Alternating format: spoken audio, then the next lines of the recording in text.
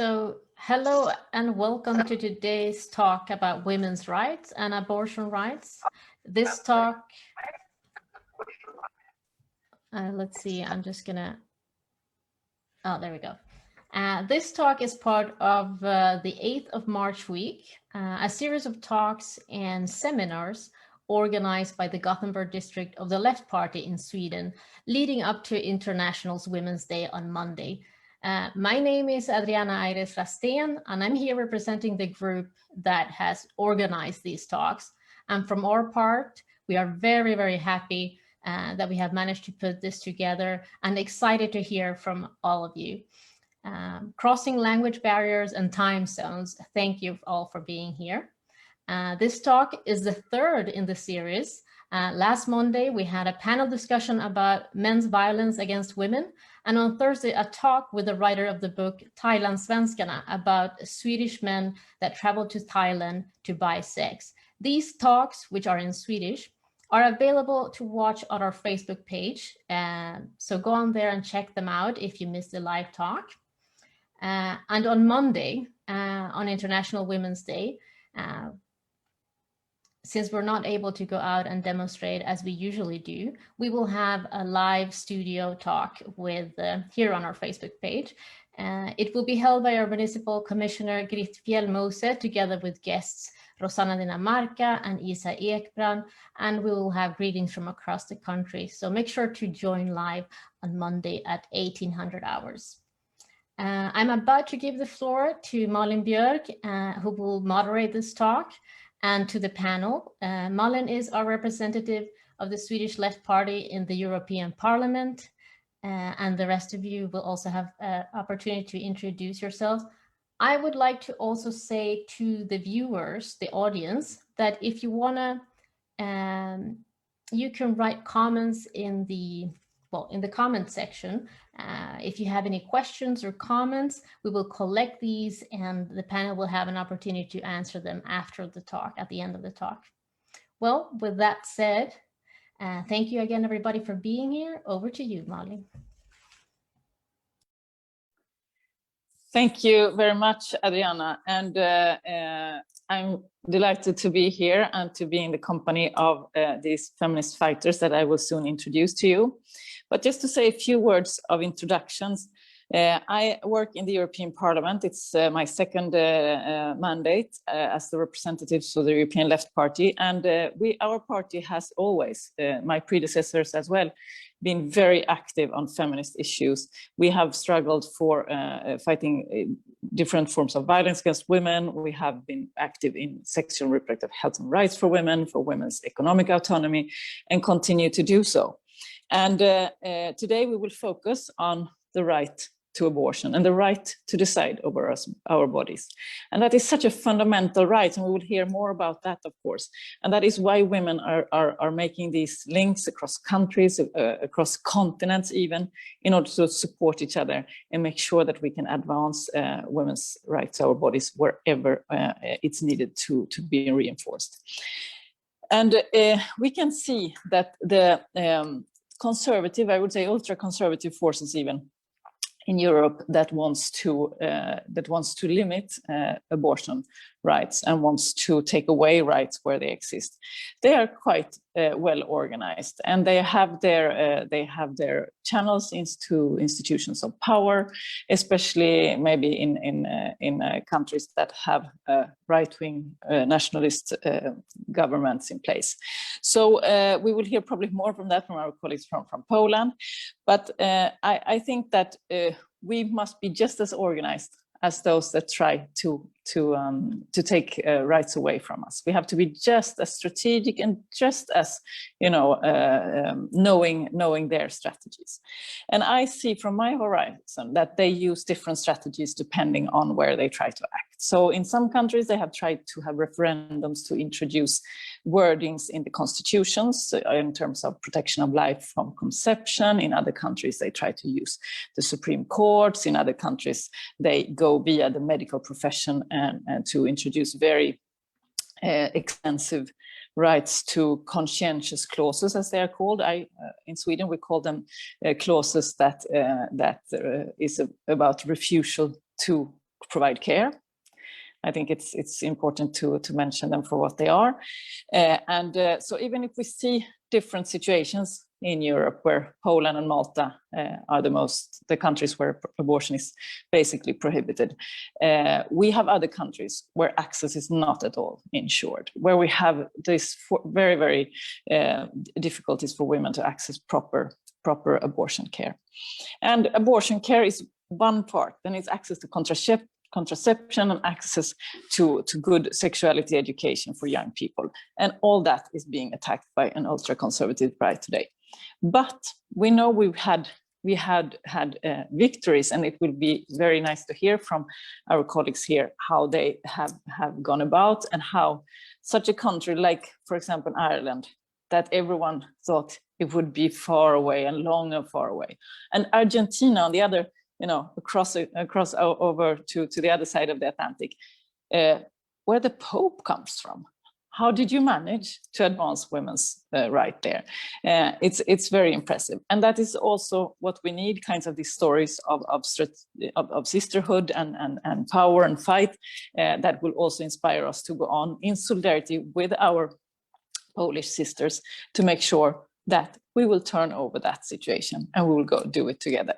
So that's what our talk is about today. I have three fantastic feminist fighters and guests with me. There is Ailbhe Smyth from Ireland, one of the activists that made the campaign come through, and she will tell us more about that. We have Claudia Acuna from Argentina, one of the founders of Lewica Cooperative. And we have Aleksandra Owca from Lewica Razem, and an activist for abortion rights in Poland. So I will start by giving the floor to Aleksandra to tell us about the situation in Poland and what your main issues is. So we start with a presentation from each and every one of our feminist guests for 5 minutes. Please, Aleksandra. Hello, everyone. So my name is Aleksandra Owca. I am a lawyer from Poland and a member of political party Razem. So as you probably know, there was a significant change in Poland's political situation when communism ended about 30 years ago. And this influenced many aspects of life in Poland. And in the case of abortion laws, the change was definitely for worse. During the time of communism, abortion was technically not allowed on demand, but one of the conditions for legal abortion was difficult living situation of the pregnant woman, which was broad enough to include most cases. In 1993, after the change of regime, new legal act was introduced. This act on planning the family protection of human fetus and conditions of terminating pregnancy, with one major change from last year, is the act that is in force today. It allowed legal abortion in 3 cases: when the pregnancy threatens the life or health of a pregnant woman, when there is a high probability of either serious or irreversible damage to the fetus, or an incurable disease threatening its life, or when there are reasonable grounds to believe that the pregnancy is a result of a crime. Pro-choice organizations point out that the majority of legal abortions, and in 2019 it was said to be 98%, was performed on the grounds of that second condition, meaning embryo-fetal malformations.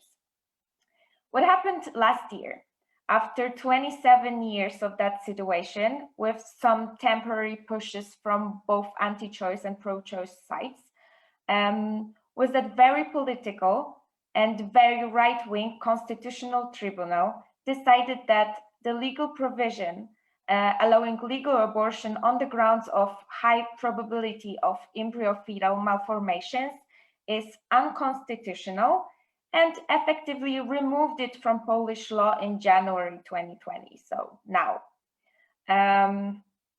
So when Polish people talk about a near total ban on abortion, it means that the previously low number of legal abortions, about 1,000 abortions per year, was dropped down to not yet estimated, but most probably oscillating around zero number. What is worse is that abortion is not only not legally available, it is punishable as a crime for all involved except for the pregnant person. The tribunal's ruling started enormous protests, as most of you probably know, in Poland, in many cities and towns with hundreds of thousands of people protesting. The All Poland Women's Strike, which is the most notable organization behind the protests, along with feminist organizations and left-wing members of the parliament, is now collecting signatures for a new abortion bill, legalizing it on demand up to 12 weeks. Simultaneously, there was a parliamentary draft proposed aiming to decriminalize abortion, which is a really necessary step, as right now it is even a matter of discussion if the doctors are allowed to inform patients that the procedure can be performed in other European countries. Our government is not just right-wing, but they are actively rejecting democracy. The change in abortion law was not only outrageous because of its result, but it was also conducted not according to democratic procedures and decided by people who should not legally be judges of the tribunal. As you could hear, we weren't even starting from a good spot. The Laws Before Law and Justice, which is our ruling party, were not inclusive in any matter. Abortion law explicitly mention women in all discussions about pregnancy, and this is not a coincidence, as we have absolutely no laws for LGBT+ people, no marriages, no civil unions, no adoptions, and no easy legal procedures for transgender people. I hope that the social awakening that has been happening since October and the terrible ruling will wake us up and bring more people to our side of this fight. But for now, a lot of activist work is dealing with the situation that is getting progressively worse. I really hope that we could look up to your country's example for both guidance and hope.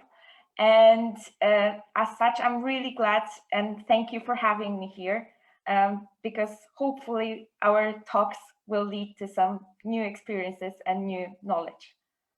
Thank you. Thank you, Aleksandra. Thank you for being with us.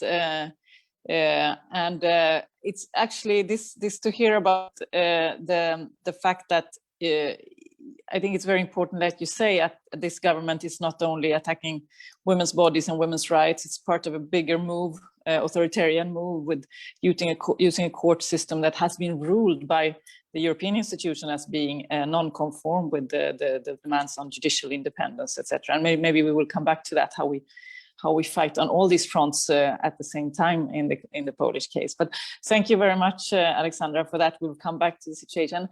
Now I will give the floor to Ailbhe to tell us about the situation in Ireland, and maybe whatever you want to add on to that, or if you want to say something about yourself before also, please. Okay. Hi, everybody. Very happy International Women's Day on Monday to everybody who's with us today, wherever you are in the world. And thanks so much to the Left Party for asking me to be part of this conversation today. I think these conversations are incredibly important, because this is how we get to know one another, so that we can really support one another in our struggles across continents and so on. So I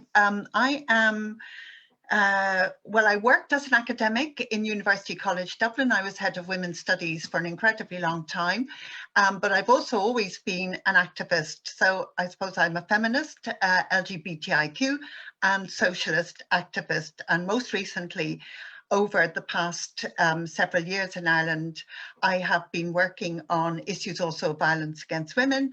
I was one of the leaders of the marriage equality, the Equal Marriage campaign in 2015 for lesbians and gays. And I've been a pro-choice activist since probably the beginning of the 1980s. So at this stage, people say I'm a veteran. I don't know what that means. So I'm going to give you a really, really quick little history. In Ireland, which was a very oppressed country, we were colonized by the British, and it was a very Catholic country.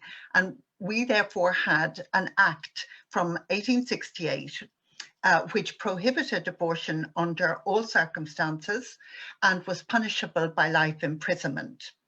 And that act was in place all during the 20th century.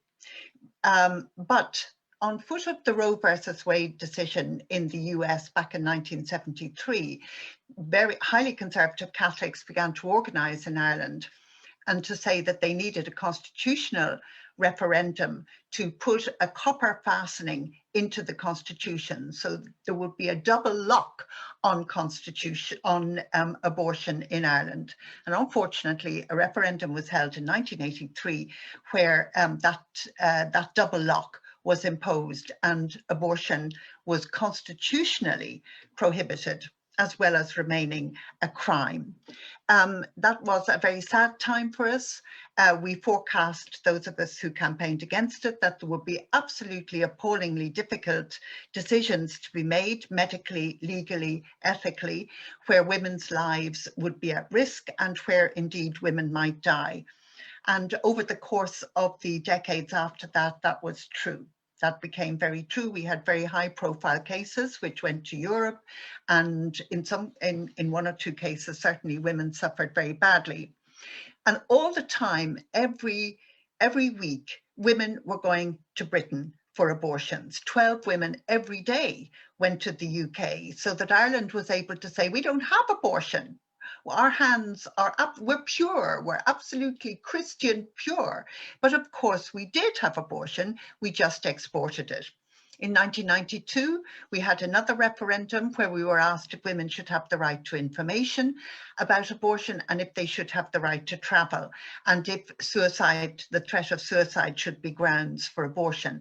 And we said, yes, we should have the right to information. Yes, we should have the right to travel. This is a democracy. Stop insulting us. In a democracy, we should have those rights.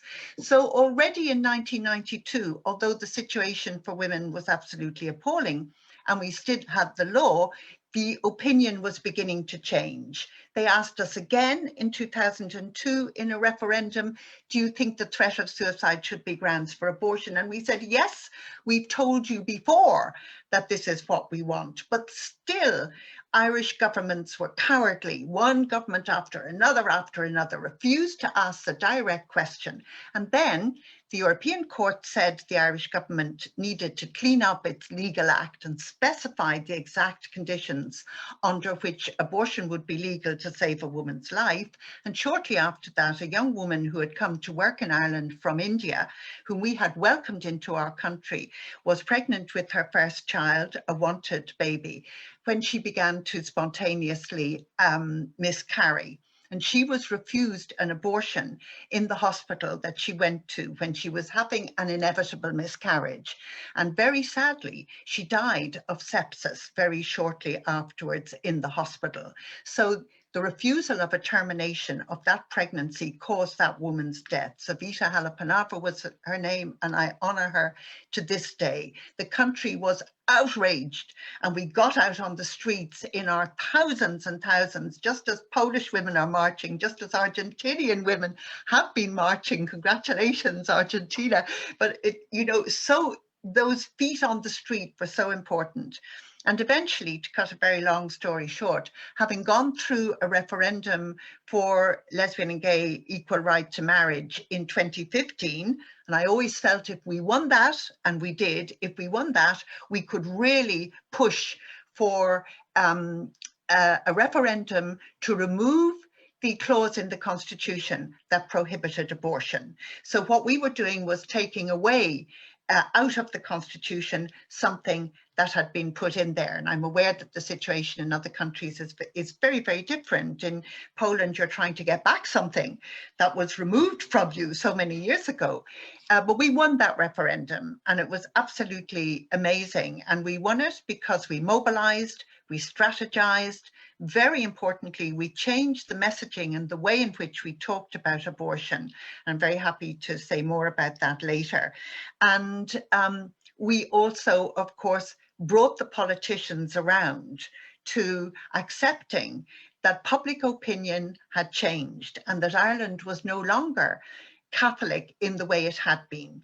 Our Catholicism in Ireland is now much more secular, if I can put it that way. Or some people have said we have a kind of Protestant form of Catholicism where individual conscience is really what matters. So people think, oh, but it was so fast. You won that so quickly in 2018. And I'm saying, no, we didn't. I was fighting for that for 35, 36 years. I don't call that fast. And other women had been fighting for so long. So, and I think it's really important for us all to understand that younger populations, more secular developments in societies are really what pushes this particular issue along. Better educated young people who may be religious, but not in the conservative ways that their parents and grandparents were. These are really, really key points. And I will talk a bit more later about language and messages and so on. I've run over my time. I'm sorry, Malin. So I'll stop now. Thank you, Ailbhe. We will not be on the minute and the dot here. I think these are so extraordinary, important stories to hear. So we will get back to both the dynamics of change that you got going, because I think that is extremely valuable and inspiring to hear about the messaging that you will get back to. So now we have our guest from Argentina. Where we all kind of wished we were there and being able to dance with you on the streets to celebrate that. There were many people also dancing in the streets, even back in Sweden, to celebrate the big changes in Argentina. And we're very happy to have you here with us, Claudia. I will also just say for our viewers that Claudia will make her intervention in Spanish, and then she will be so the ones of you that understand Spanish can listen with pleasure on that, and then for the rest of us that are not so fluent in Spanish, we will be able to listen to a translation of Claudia's intervention about the situation in Argentina and the big feminist win there. So thank you for being with us, Claudia. Here you go. The floor is yours. The screen is yours.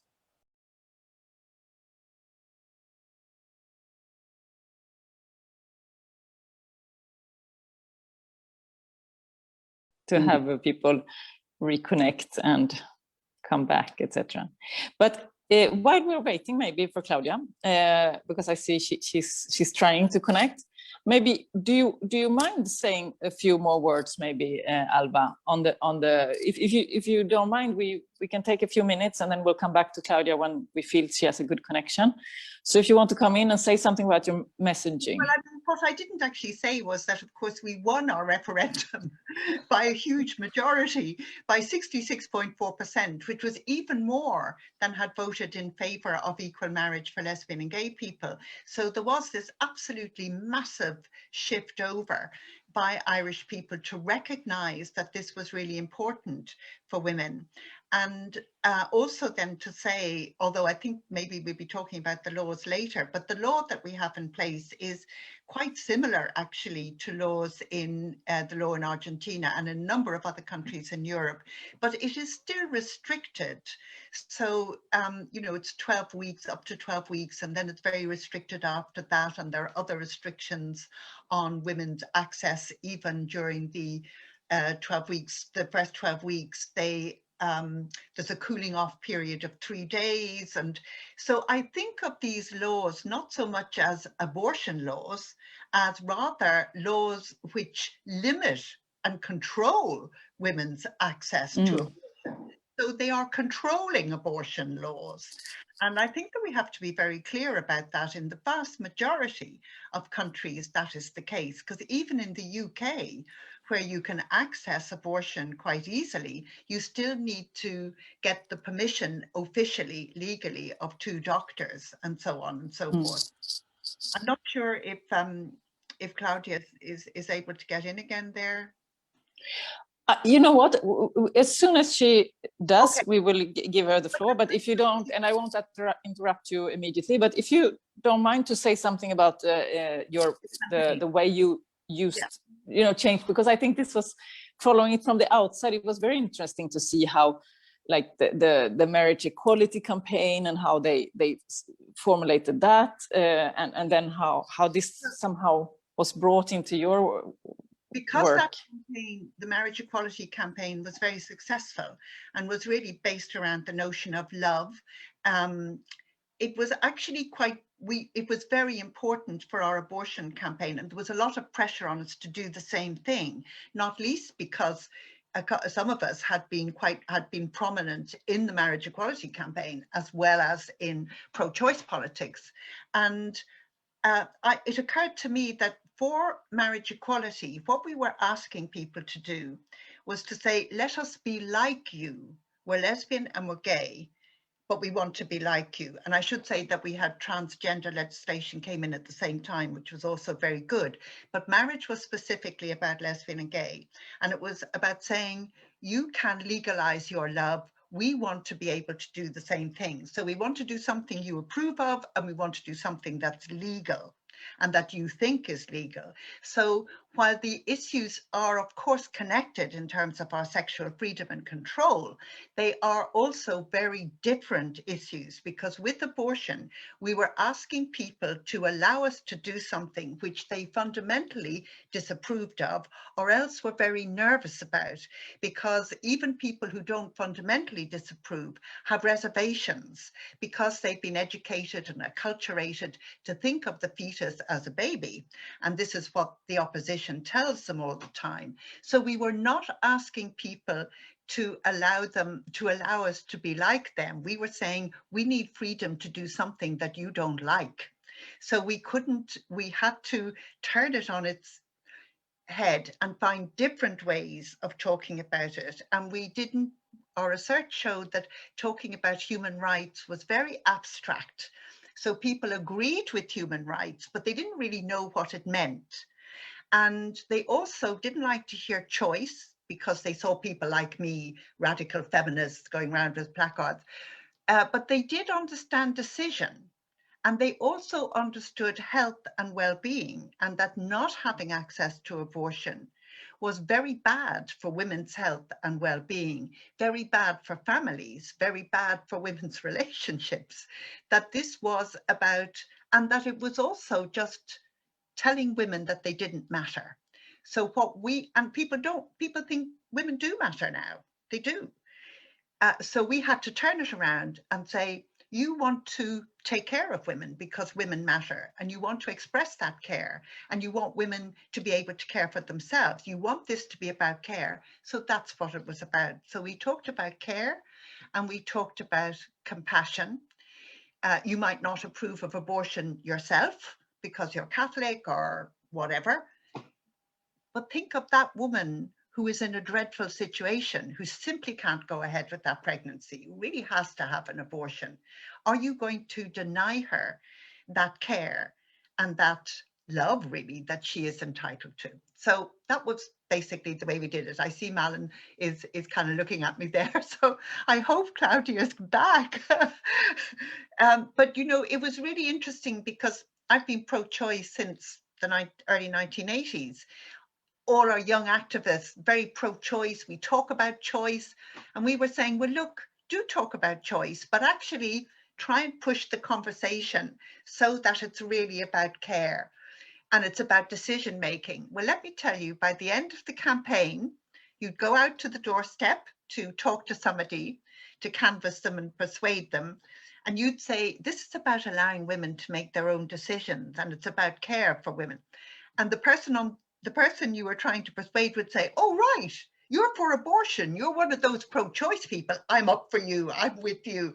So the people came to understand that it's all right to say the word abortion and that it was all right for women to be able to make choices. The sad part of it is that 2 years later, access is not good. Women can get abortions, but the access isn't great. And the other very sad thing I notice is that people have stopped using the word abortion again. And they sort of say to me, oh, you're a campaigner. You fought for that repeal of the 8th Amendment. They don't say, oh, you're pro-abortion. You fought so that women could have abortions. So the stigma is still there. That's definitely enough for me, Malin, definitely. Thank you very much, Ailbhe. I think it's really interesting to see how that, you know, it could. We will come back to you, Aleksandra, to hear what you think about that strategy and how you see. We'll get a few minutes now to think about that, because I will get back to you and ask how you think that maybe in a Polish context is care, compassion for women, even care for the family would be could be a strategy going forward. But now we have Claudia back online. I was saying, Claudia, do you hear me well, Claudia? Muy, ¿entiendes? Sí, bien.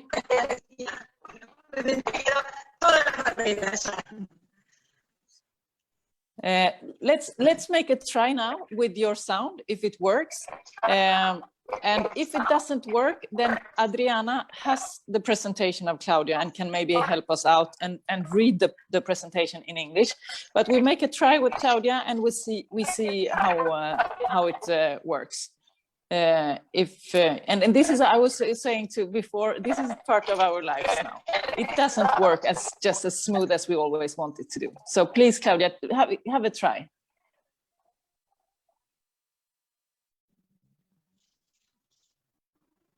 ¿Me pueden traducir lo que dijo Malin, por favor?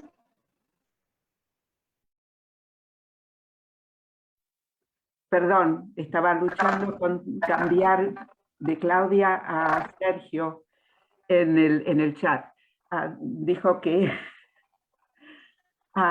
que por favor presentaras tu presentación, y Adriana tiene a la traducción, así que ella se va a ocupar de hacerla.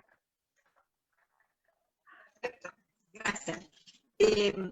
Preparamos algo escrito para poder facilitar esa traducción, así que voy a ir a Adriana ayudándome.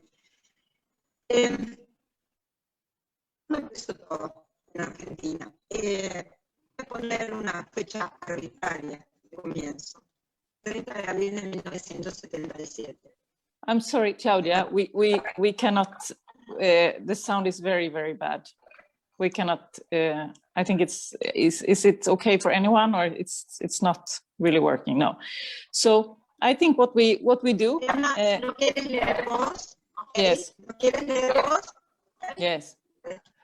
I'm sorry about that, Claudia, but please stay with us. We enjoy seeing you, even if it's Adriana reading your presentation in English. So this is techniques. That sometimes it's with us, sometimes it's not. So please, Adriana.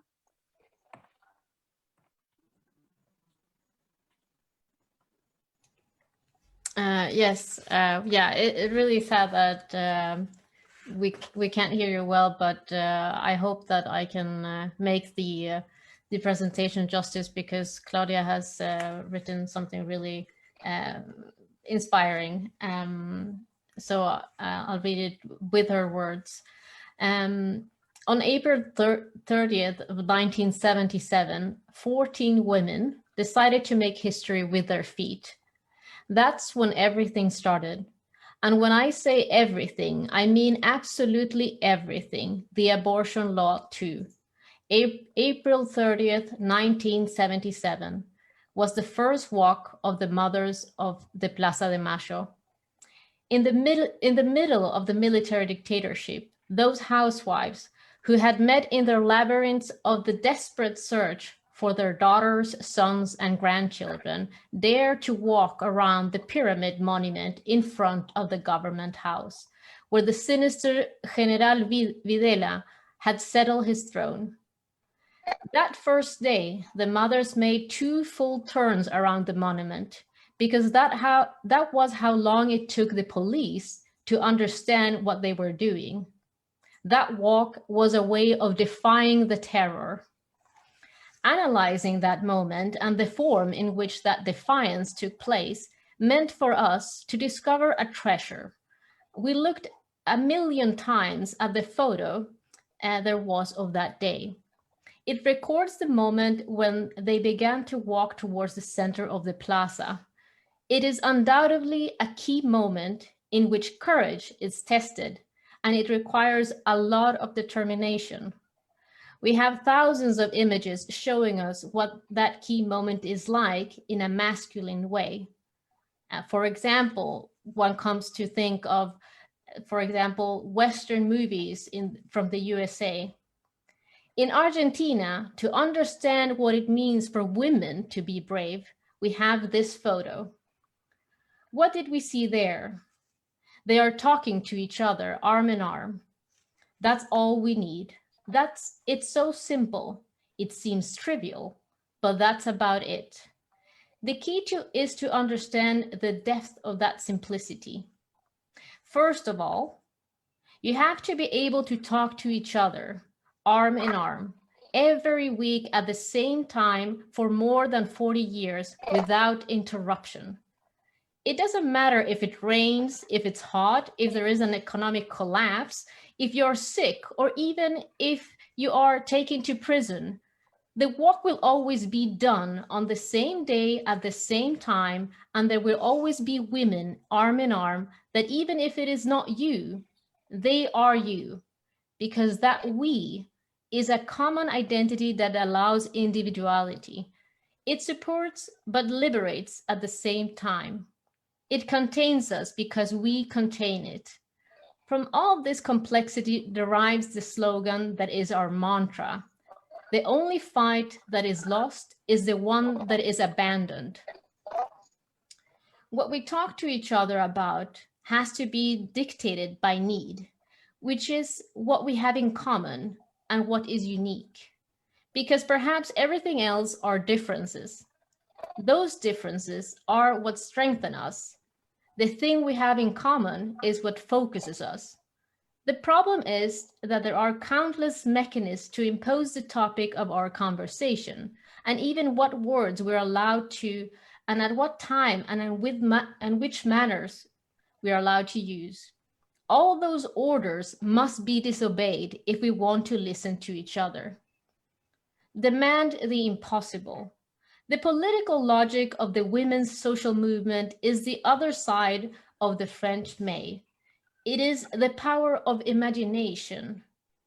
And here for the Swedish audience, I just want to clarify that it's a reference to the French May, also called May of '68, was a series of demonstrations and general strikes that took place in France in 1968. The language to express all that this represents is therefore art, because it is the one that allows us to create all the necessary tools to fight a central battle, which is above all ethical. To violence, we respond with beauty. We fight terror with the choreographically installed bodies in the streets, and so on, to infinity and beyond. I could go on because the toolbox provided by the struggle of mothers and grandmothers to end clandestine abortion is very rich. Achieving the sanction of this law meant 30 uninterrupted years of struggle, always doing and with creativity tackling everything that happened to us, which was a lot because, like the mothers, we are crazy. This madness gave us the last push. While in full compulsory social isolation with the terror of the pandemic installed in the media networks and the state, each one of us locked in her home, tackling work and maternity care. The schools were closed. Everything, absolutely everything at maximum and to an unbearable degree. This was how the right moment to demand the impossible came. Personally, I understood it on that day. I went to Visha 31 in the midst of a COVID crisis. It is a very poor neighborhood that I have known for decades. My friends run food courts there, and there are always dozens of political, religious NGOs giving courses where they explain to the inhabitants what they should do. When I arrived at the worst moment of the pandemic, it was the first time in 3 decades that it was empty. We were alone.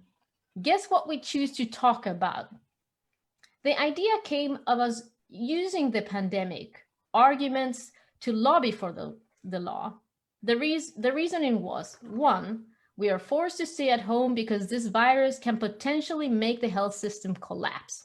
2, how can it collapse? Because the infected required intensive care beds and there are not enough of them. 3, what other pandemic occupies intensive care beds? Clandestine abortion. 4, if abortion is legal, we free up intensive care beds and greatly relieve the public health system. Undoubtedly, an important help was that the churches had disappeared from the public scene, that the parties lost initiative, and as this global virus left them misplaced, and that the Argentine president had publicly pledged to sanction the use of the law of free abortion. This madness that was going on was undoubtedly decisive in challenging the bureaucratic rationality that dominates Argentine politics today. When officials and politicians told us, this is not the time, we responded by shouting, it never is time. It's never the time to legalize abortion if the clock is set by those who are not in a hurry. Our urgencies are solved with the method of the mothers. Art is persevering.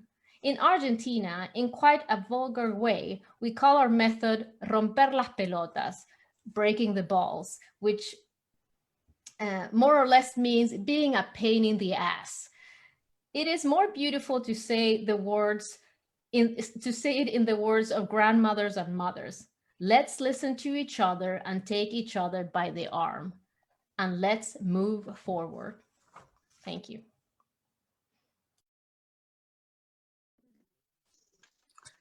Gracias, Claudia. Gracias. It is a very, very touching, moving text and presentation. I think the fact of talking and taking each other's arms is also, you know, we do that for 8th of March, most of us here, but that is also a strategy that we could use, like you say, every week, regardless of the weather, the time, the context, the COVID or something else. You found each other and talked and took each other's arms. So I think that's when we are most powerful, and that's why most of us are so mobilized for the 8th of March, because that's, for some of us, the day where we get a lot of that force. I think now, maybe if I would go back, we can discuss a little bit. We have some time before I let, there will be maybe some questions from the audience, people watching. But first I want to maybe hear from you, Aleksandra, if you have any thoughts about having heard about the situation in Argentina and the very very long struggle there, the very long struggle by Alva. She's a veteran. Yeah, it's good to be a veteran, Alva. It's you know, it's great. What would you say in terms of strategies in Poland? What are have you outlined, or you say that there is a proposal now. There is a proposal, and I've heard about that also. There is a proposal being put on the table, not just to avoid the most horrible things in forbidding abortion, but actually to legalize abortion. So what do you think about the strategies that have been outlined, and what are your plans in Poland? Yeah, I think it's very interesting that, for example, in the things that Alva said, there was such understanding of how this works and how different social views changed. Because, for example, I am 28. Our abortion laws are 27. So I've been raised in a country where I had religion lessons at school, Catholic religion at school. I was never taught about like medical side of abortion, about women rights at all. I was taught that abortion is a sin at school, at public schools. So when now we're talking to people and trying to change their views and bring us to support our cause, it's not just changing their language and the way they express each other, their views. It's about basically educating them from the beginning, because all of us, all of the activists that are now fighting for abortion rights and for equal marriages and everything we've been fighting for years, we've been educating ourselves because there was no one to teach us. So this is very interesting since, for example, in the text that Claudia prepared, it was what made it very interesting for me that she mentioned that the church disappeared because of the pandemics. And it is completely opposite of my and our experience in Poland, since churches were never closed, the schools were closed, the shops were closed, everything was, and churches remained. Churches remained in every aspect of our life, and their agenda and their push was stronger than ever, which is why during the pandemics, basically they won, their activists won. So it was complete opposite. And I think listening to such stories, such successful stories, is very important, but I'm really interested to see if there are actually tactics that are applicable to Poland, since I feel like we have much more educational work to do than Argentina and Ireland. And I think the church is the main problem here. Like we need to do that step that, for example, Ireland do, where we try to actually separate state and the church. So those are incredible stories, incredible history you've done, and yeah, I hope we could get there as well. Thank you, Aleksandra. Do you want to come in there, Alva, and say something about this? The church, it's not like you didn't know the church. I don't know how it was in Ireland, but yeah. Well, first of all, thanks so much to Claudia for that really lovely evocation of what it's like to campaign and to how important that is for women, and how wonderful we are at bringing about change. Just I was thinking that whole time I was listening. I mean, first of all, I would say that every country is different. So this notion that somehow it works in one country, therefore you have a kind of a template for achieving abortion, or it's not like that. We know that. In fact, I used to get very annoyed during our campaign when we would have particularly really well-meaning people coming over to us from the US and saying, oh, no, what you need to do is this. And I got so angry one day because the person kept saying, no, you need to do this and you need to have these town hall meetings. And I said, look, we don't have town halls. We can't have town hall meetings. And I said, actually, I don't know why you're telling us what to do, because you're not doing very well over there. You're not doing great. So why are you telling us? You know? And it was a bit unkind, but I think I learned something from it, that you really have to look and analyze your own situation. So the Catholic Church in Poland is in a very different power situation. As you rightly said, we already had that break between government and church, and also the Catholic Church had fought the referendums against abortion, against the right to abortion, in 1983, in 1992, and in 2002. And when it came to the marriage equality referendum, they realized that they were not going to win. They realized that they were going to lose that, so they stood back. So when we came to campaign, when we came to have our referendum in 2018, the church had removed itself officially from the picture, and the anti-abortionists were saying, this is not about religion. This has nothing to do with religion. This is about murder. I'm thinking, well, actually, kind of they're connected. So there was already an evolution of an understanding of the place of the Catholic Church in Irish society, which was people are still Catholic, but it's over there. It's not the centre, and it is not hand in glove with government. You have a much more right-wing government. Our government was really centre-right with, anyway, that's debatable, I'm sure. I'm very left-wing, so I think it was really right-wing, but it was really centre-right, and allied with a very profoundly conservative and traditional Catholic Church.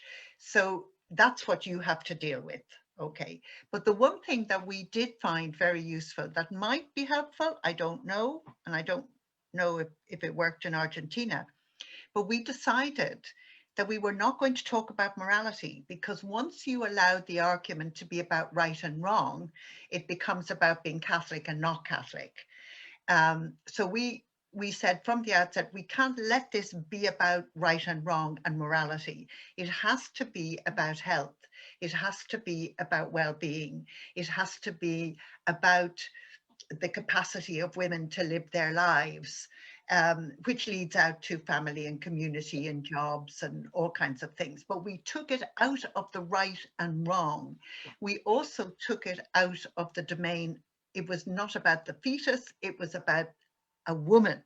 This was about a woman, and it wasn't right or wrong. It was about a need, not even a choice, if you like. It was something a woman needed to do for her well-being in the world, for her health in the world. So you have to try and look to see what terrain can you put your arguments on, which I think you're actually doing at the moment. You've got to push back the Catholic Church first. Push them back far enough and not get prosecuted and put into jail while you're doing it. Very different from our situation, very different. I think this is, thank you, Alva. I think this, that's what when we have had debates now in the European Parliament about the Polish situation, and we did take it from the angle of also in terms of rule of law, that this court that now has declared this almost total ban on abortion is actually undermined by the fact that it's controlled by the Law and Justice Party in government. So we try to link these battles because they cannot. So it's a very authoritarian environment where you are in, and where people are being prosecuted in court and being attacked in a way that is very brutal around this issue. But maybe we can hear from you a little bit, Aleksandra, how if you feel that the fact that the ruling party is using and undermining democracy makes you being able to make alliances with forces that maybe don't care so much about abortion care, but they care about resisting the authoritarian developments in Poland. So that's why they also can get sidelined with this. If this is a fight, they'll have that with you. So that's maybe a question to you. And then we'll check if Claudia with the sound, because you must say also acknowledge that in terms of reacting and acting in an authoritarian environment, our sisters in Argentina did very much that. But please, Aleksandra, what do you think?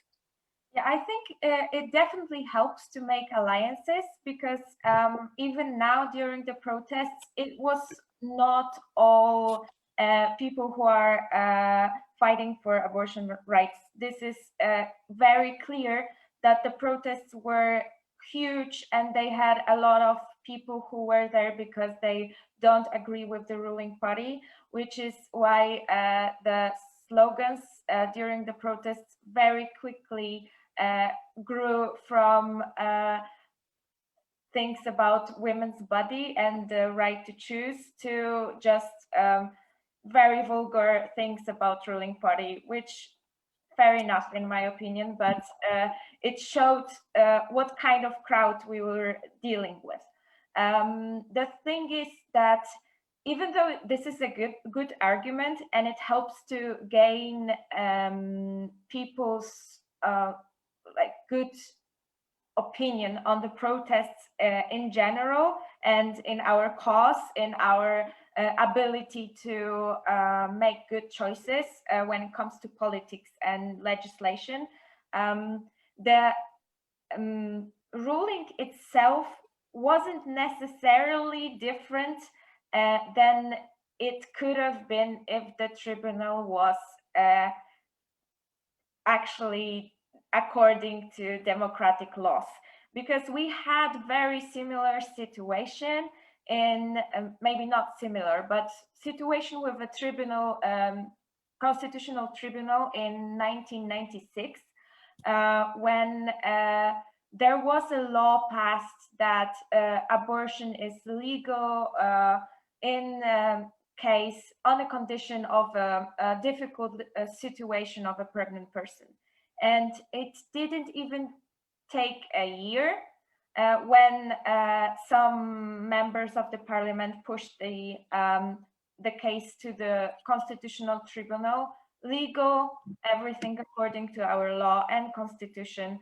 And they decided that it's unconstitutional since it doesn't agree with the constitutional provision that our country protects life, which is a totally different legal matter, since it was very deliberate that we don't have the life that is protected in the constitution.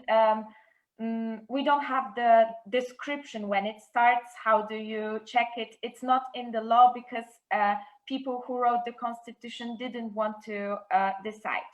So the thing is that this is a good argument. It helps us gain allies, and this is definitely, this was not a ruling that is legal, and in all lawyers' opinion, it should not be applicable to any real life situations. But on the other hand, I don't really believe that it couldn't have happened in the democracy that we used to have.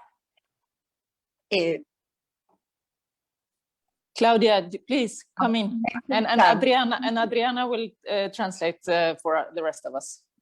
Okay. En nuestra experiencia, esta es una batalla para no dar en las redes sociales en forma virtual, sino para hacerla en la calle, y también para no entrar en una lucha de argumentos, sino que a los argumentos responder con imágenes, con otro tipo de lenguaje. Voy a dar un ejemplo.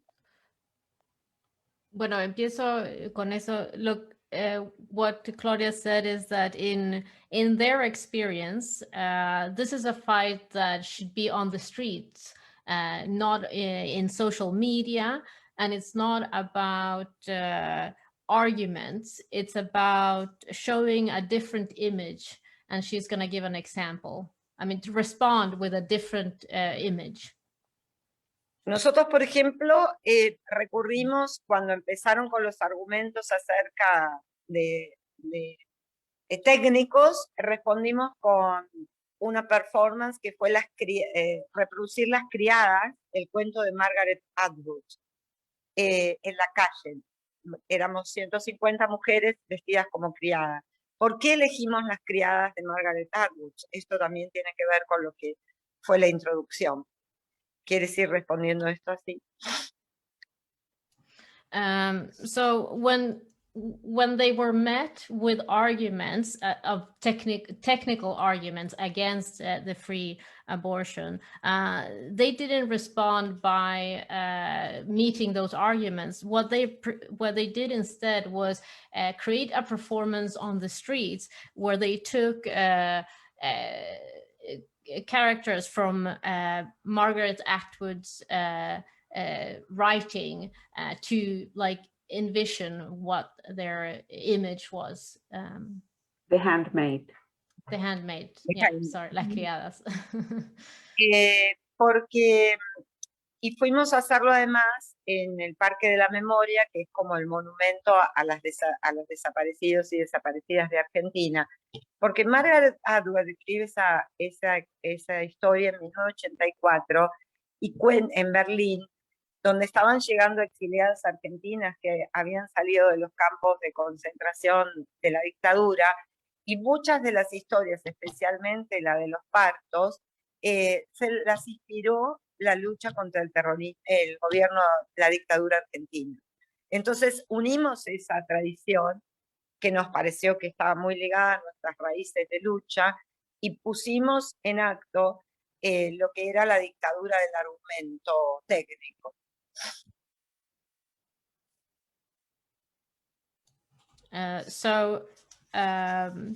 So the performance that Claudia was telling about, they also made sure to make that performance in a specific place, which is called the Memory Park, which is a park in remembrance of los desaparecidos, the people that were made disappear during the military dictatorship of the 70s.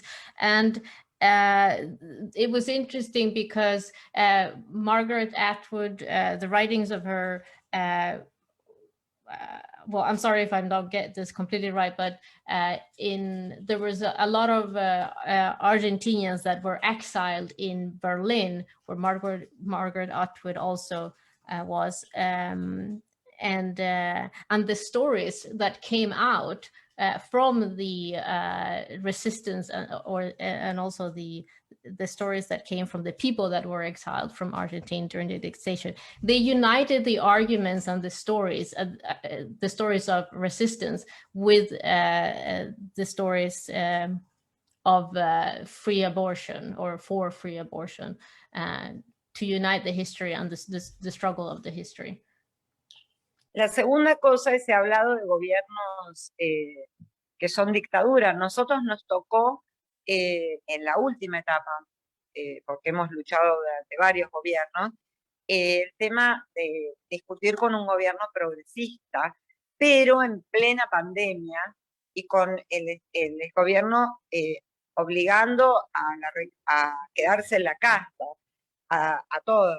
Entonces salir a la calle era una desobediencia a un gobierno progresista, por decirlo así, y nos ayudó mucho el argumento que plantea Eileen, que es el argumento de la salud. Como si en ese momento se estaba hablando mucho de la salud, por nuestra salud salimos a la calle, porque no nos va a matar el COVID, decíamos, nos va a matar el aborto clandestino. Entonces eso fue lo que en estas condiciones, abortar en medio de una pandemia, agravaba aún más la condición de salud de las mujeres. Ese fue el argumento racional, digamos. Y lo otro lo contestamos con él.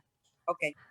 Sorry, I'll take this part of it. Hago otra traducción cuando sigas, perdón.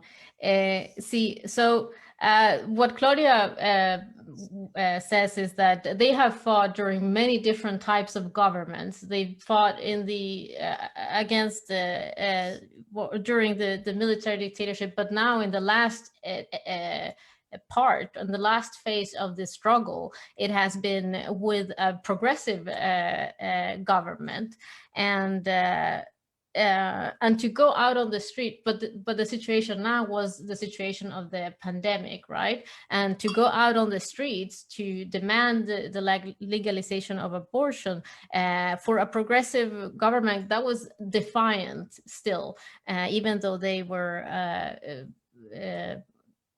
so it was a defiance against the progressive government due to the pandemic.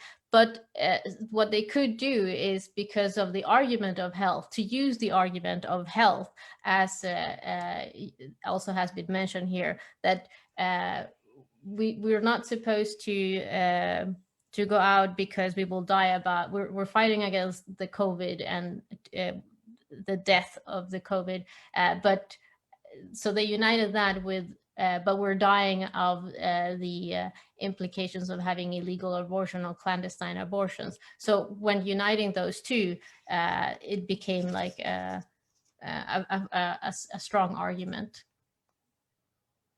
Mm-hmm. Gracias. Thank you, Claudia. Really, that's important, and you really managed to use the very specific context to step into that context and speak about women's health and the public health. It's amazing. I just want to ask if we have, if you want to post questions in the chat, you can do that. I have a question that is a little bit about someone saying that, you know, we have to act more against the Catholic Church, and how do we do that? If somebody wants to address that. I have a question that is also about, like, how do you think we can help each other out? You know, Alva, you talked about how maybe we the sort of help we don't need, but maybe if each of you want to say a few words either to the issue that about the Catholic Church, which we have addressed some, or to, you know, what can we do to support each other? You know, what would be your wish list? Thanks. I think in relation to the Catholic Church in Ireland, I mean, our strategy was effectively to pay no attention, to really see it as marginal and to treat it as marginal, and therefore not, generally speaking, enter into direct confrontational argument with the Catholic Church. In fact, we really, of course, we had a great battery of rebuttals for all of the anti-abortion arguments, but they were really utilized only in big television debates, including with when it was set up as, you know, pro-abortion and anti-abortion, when we had to do that. Otherwise, we stayed very much on our terrain. And the Catholic Church itself, as I say, stood to one side, because I think they did know that they were on very shaky ground. And that was because undoubtedly in Ireland, the Catholic Church went into accelerated decline. It was declining anyway because of growing prosperity. And I have to say, sadly, also because of neoliberal consumerism, but that's another story. But from the early 90s, the Catholic Church had shot itself in the foot. It committed harakiri when the revelations about clerical child sexual abuse came into the public arena. And women in particular began understanding what they themselves had experienced, but also to be very fearful for their children and their grandchildren. And that exposure of the hypocrisy, the immorality, and indeed the depravity of members of the Catholic Church, not the whole church, but members of the church, was really very important. So it is not, in our campaign, which was a big coalitional campaign, we did not attack the Catholic Church, but I have to say it was because we didn't need to. It had done its own work. And the other question then on how we can help one another, I think I was, you know, a little bit cruel about that poor woman who tried to tell us what to do, because we did, of course, have wonderfully helpful and supportive inputs from people all around the world. And I think but ultimately in a referendum, it is the people, the citizens, the people who have the vote in that country who are responsible for it, and they don't want to be told what to do by anybody else. So I think that what was important for us was feeling the support, people, you know, signaling their support and saying, you're doing really well, you'll get there, which is what I keep saying to all of you in Poland, you will actually get there. And we want you to, and we will help. It was very important, Malin, at the various moves that came out of the European Parliament, for example, because we could always use motions that had been put forward to say, to embarrass the government. The problem in Poland is that I think there is a governing party who is just not embarrassed by anything at all, even by its own people. And in Argentina, wasn't part of the European Union. So, you know, however, I think that we can use those kind of support mechanisms at different levels, and you never know when they will be useful. And the last thing I would say is that, you know, I think what everybody has been talking about one way and another today is saying that that kind of mass mobilization of feet on the street is just so important, because that gets communicated by the media internationally.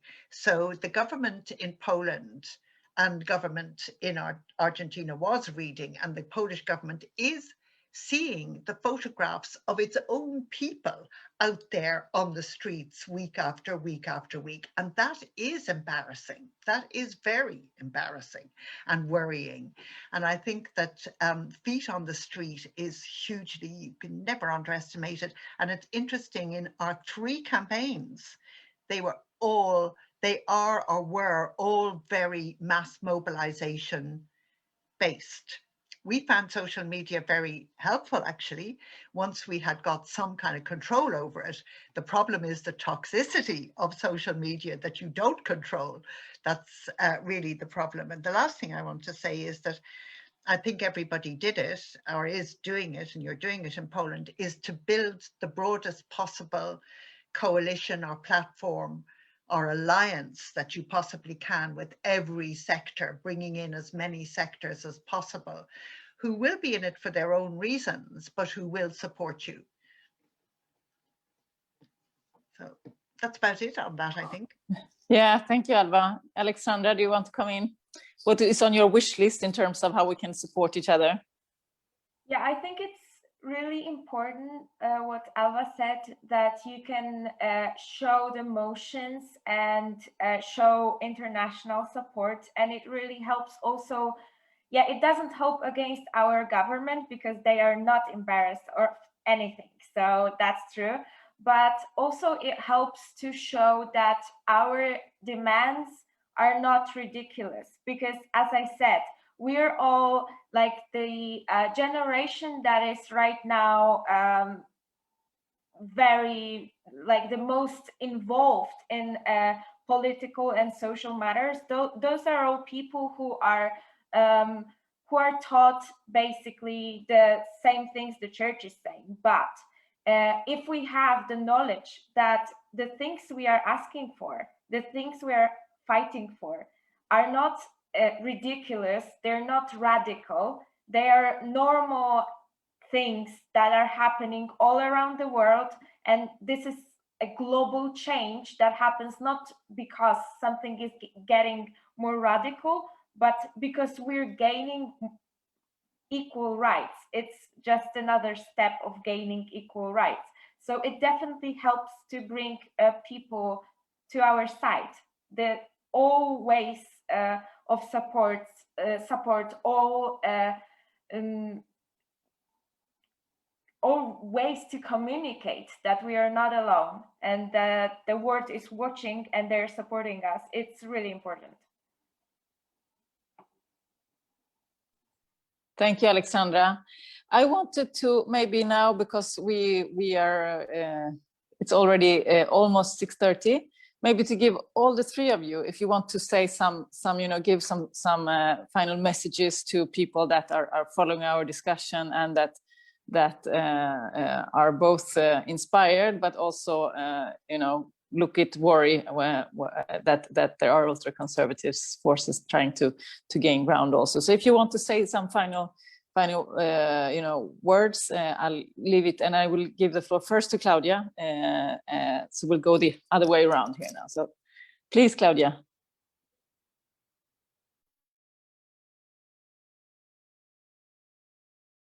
Turn your microphone on. Micro.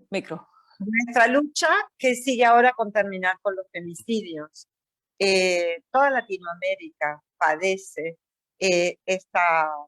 como si fuera una respuesta del sistema a nuestros avances. La respuesta es el crimen brutal de mujeres. Necesitamos para eso sí mucha ayuda, porque esos crímenes golpean mucho en las periferias. Las mujeres más pobres, las que más resisten, las que más ven estos avances como una forma de terminar con sus opresiones. Necesitamos ahí sí abrazarnos unas a otras. Ahí hay un peligro muy concreto que tenemos que tratar de terminar. Ese es el pendiente. Para nosotros la respuesta al aborto legal fue socialmente un aumento de los femicidios.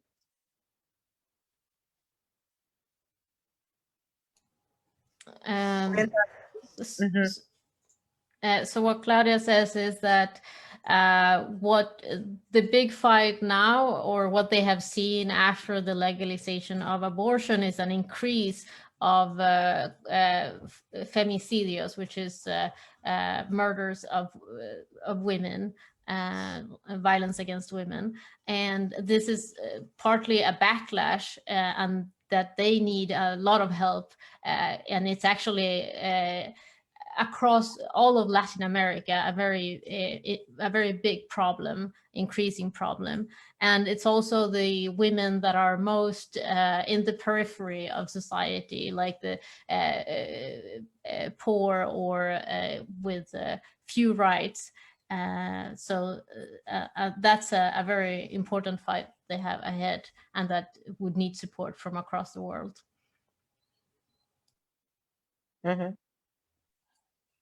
Thank you, Claudia. I think I just want to say for people here, and maybe it can be put in the chat, the organization which Claudia has co-funded is called Lewica, so it's LAVACA.org, if somebody wants to go in and look at that, where it's also where they talk about this feminicides and the violence that's increasing against women, and it's clearly connected. I think, you know, the battle to have the right to abortion care, decide over our bodies, and to live a life free from violence. For the Swedish Left Party, at least, these are very connected struggles. So then I will go to, correct me if I'm wrong, who was first out? So it's Alva now, and then Aleksandra, is that it? Yes. Okay. Please, Alva. Yes, I think Claudia is absolutely right. I mean, the upsurge in violence against men's violence against women during the pandemic has been so dramatic, 50 to 60% of an upsurge, as according to the WHO and the UN. This is something hugely important. And I mean, we too are experiencing something of a backlash in relation to abortion. We have a lot of work to do in Ireland. We have a law which is just about adequate to meet the needs of some women before 12 weeks, but it's not a good law. So people said we're trying to reform that law. It'll be up for review. Personally, I don't think there should ever be laws regulating abortion. Abortion is a healthcare procedure which should be regulated by health services, not by lawyers. And I'm very, very clear about that, but we have to be realistic. And we are particularly concerned about the fact that you have the law on the one hand, and access to the law, access to the actual services is very difficult. Only 11 of our 19 maternity hospitals have full abortion services. There are still many restrictions for women. A lot of women after 12 weeks are still having to travel to Britain for their abortions. Women who are in particularly marginalized groups, whether that's migrant women, women with disabilities, you know, women and pregnant people in all kinds of difficult situations are having a particularly hard time. That is always the way. And it has not, of course, been eased by COVID.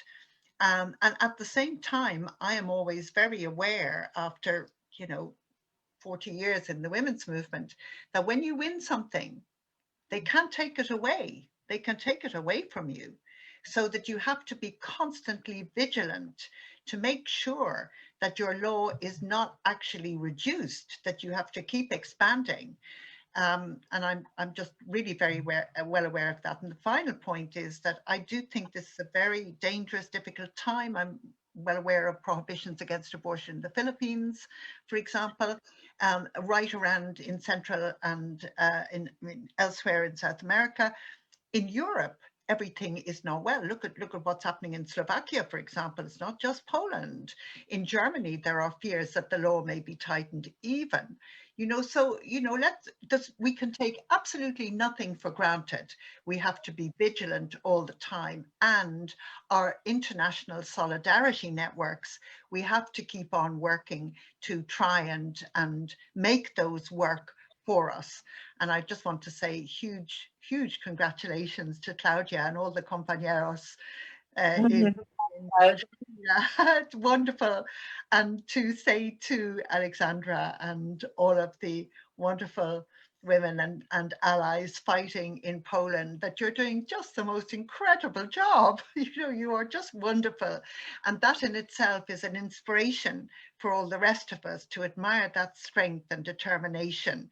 And you will win. You absolutely will win. If we have to get every person in Europe on some kind of major vehicle over to Poland at some stage, we'll just have to do that. But yes, you will win, and very, very, very good luck. I'll be outside the Polish embassy on Monday with my mask on, holding up a poster saying solidarity with women and Polish women's rights and so on. So thanks. Thank you, Ailbhe. Aleksandra, please.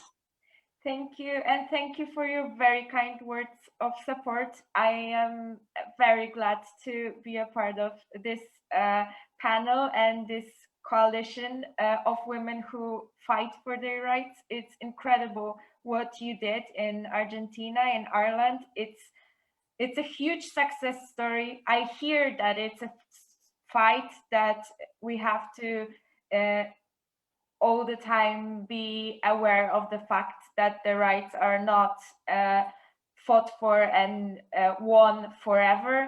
And I understand it, but on the other hand, for me, your success is incredible. And I really hope that someday in the very near future, we could have the same, maybe not reached same ways, but same success as you're having. And we could be telling you the story of Poland's way to equal rights. So that's my great dream here. Thank you. Thank you, Aleksandra. And I just want to, first of all, say that to moderate the panel with the three of you is a privilege. As it is in my work in the European Parliament, to be able to stand side by side by feminists that have all this courage to stand up for our rights, regardless of actually the kind of sometimes quite threatening opposition that we face. And I will not be able to summarize or make a complete synthesis of what we are discussing here today, but I do want to say something that I've heard several times. The feet on the streets, the fact that this is important, it's spread all over the world and people will see it. The fact that our battles, although we are connected, and today's talk show that, it is also contextual, so that we identify, how do we go about, what coalitions can we make, and what specific support do we need? And then we formulate it, and in comes the feminist support. It will be there. It will be there once you formulate it. And then also to say something about the fact that the laws are not perfect now. We can take nothing for granted. And I see that in the European Parliament. They are trying, they have strategies together. They have their networks, and they are trying to move forward to push back our rights. So we will need we will need to gather intelligence and to be vigilant about that. And also, which I think the struggles have shown in Ireland and in Argentina, we persist. We persist in our feminist battles and in our feminist solidarity. and then we will win. And where we have lost things, we will take them back. You know, Swedish women went to Poland. Polish women now have to go elsewhere to get abortion, but these things will change. And so I just want to thank all of you. You know, it's getting quite dark, and I see that in different rooms now, because when we started the seminar, it was all sunny, and it's not anymore. But I think the idea of having a train of solidarity to Poland, I'm looking forward to be part of that train. I will certainly be in the front of the Polish embassies on Monday, and so will many other sisters. And this time we couldn't be arm in arm physically, but somehow we have been here on screen, arm in arm, but we will also physically be able to find each other and get this strength. So thank you very much to all of you. And now I will hand over to Adriana to close our webinar. Thank you, women. Yes, so well put. Thank you so much, all of you, for this talk. It's been massively interesting and also massively inspired, not only for the fights that we've been talking about, but I think as an activist for every fight. And I am very, very thankful that we managed to get you all here, and that we can surpass the technical, the time zones and the language barriers to have this conversation. And thank you for everybody that has made this possible, also the interpreters and the people that have watched. It's been really interesting. We're about to end the transmission here, but I just want to remind everybody that is watching that we will have a live studio talk on Monday for International Women's Day. It's at 6 o'clock, and look at our Facebook page, Vänsterpartiet Göteborg, for all the details. Well, once more, thank you so much. It's been immensely inspiring. Have a good evening or day wherever you are, and I hope I'll see you on International Women's Day. Bye bye.